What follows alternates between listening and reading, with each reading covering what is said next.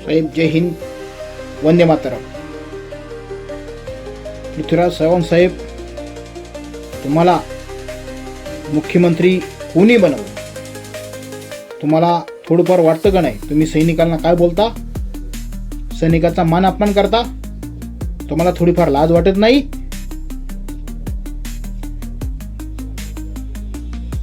कारण तुम्ही कसे निवडून येता, काय करता हे सगळं आम्हाला माहिती. मी पण जनसेवक तुकाराम रफळ माजी सैनिक आहे. सैनिक समाज पार्टीचा महाराष्ट्राचा कार्याध्यक्ष आहे. दोनदा आमदारकी, एकदा खासदारकी आणि आमदारकीला 3 नंबरला आहे साहेब. सांगायचं तात्पर्य म्हणजे काय? दुसऱ्याच्या चपला उचलून तुम्ही मुख्यमंत्री बनला आणि माझ्या सैनिकांना तुम्ही नाव ठेवता. मला लाज वाटली पाहिजे. तुमच्या खानदानामध्ये, तुमच्या गावामध्ये कोणी सैनिक नाही का? माझे सातारा जिल्ह्यातील सर्व सैनिक येऊन तुम्हाला भेटले, पण तुम्ही त्यांना काय फक्त रिप्लाय दिला? सॉरी म्हणून नाही. तुम्ही लाईव्ह येऊन तुम्ही सर्व सैनिकांची माफी मागा, नाही तर पूर्ण महाराष्ट्रामध्ये याची खूप मोठी आग लागणार आहे. माझ्या पुणे जिल्ह्यात आग लागलेली आहे, साताऱ्यात लागली, सांगलीत लागली, प्रत्येक ठिकाणी लागली.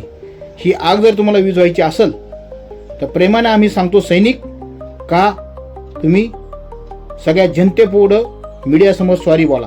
आणि तुम्ही जर नाही सॉरी बोलले, शिवबांना असा पेटेल तर तुम्ही जिंदगीत विश्वास ठेवणार नाही.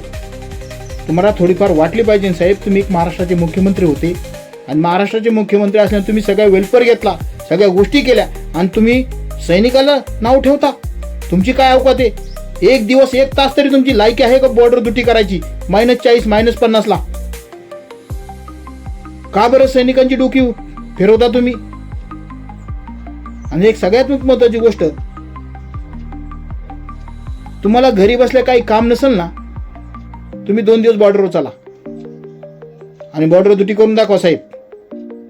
बेळगावला फक्त 1 हप्ता ट्रेनिंग करून दाखवा. ठीक आहे, तुम्हाला बसल्या जागी सकाळ वेलफेअर दिल्यामुळं हे सगळे प्रॉब्लेम होतात. आणि माझं म्हणणं आहे, केंद्र सरकारला मी एक विनंती करतो, जे मुख्यमंत्री जे कोणी काय असे XYZ लोक सैनिकाला बदनाम करत असतील, त्यांचे पूर्ण वेलफेअर बंद करा. आमच्या पेन्शन फक्त 30-40 हजार आहे. ह्या 2 नंबर काम करणाऱ्या राजकारणाच्या पेन्शन 2.5 3 लाख. तुमच्या बापाने तुमचे वेलफेअर तुम्ही केले होते का? काय पाहिजे? माझी मुख्यमंत्र्यांना काय एवढी पेन्शन पाहिजे? मी केंद्र सरकारला पण एक विनंती करतो, तुम्ही आमची पेन्शन DA वाढवण्यासाठी 2.5 वर्षापासून MSP ORP साठी तुम्ही आम्हाला आंदोलनाला बसवलं आणि आमच्या जेवण शेतकऱ्याच्या जेव्हा राजकारण करता. तर सांगायचं तात्पर्य एकच आहे, सैनिक समाज पार्टीतर्फे हे अशा नालायकांची पेन्शन बंद करा, यांचा वेलफेअर बंद करा. यांना जास्त वेलफेअर झाल्यामुळे हे सैनिकाविषयी विधान करतात आणि अशा नालायकांना बॉर्डरवर पाठवा. मोदी साहेब यांच्यामुळे सगळं केंद्र सरकार आणि महाराष्ट्र सरकार बदनाम व्हायला लागली.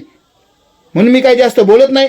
जोपर्यंत मुख्यमंत्री नालायक मुख्यमंत्री पृथ्वीराज चव्हाण बोलत नाही सॉरी मीडियाला, तोपर्यंत हे खूप मोठी आग लागणार आहे. जय हिंद, वंदे मातरम. थँक्यू. सैनिक समाज पार्टीचा विजय असो.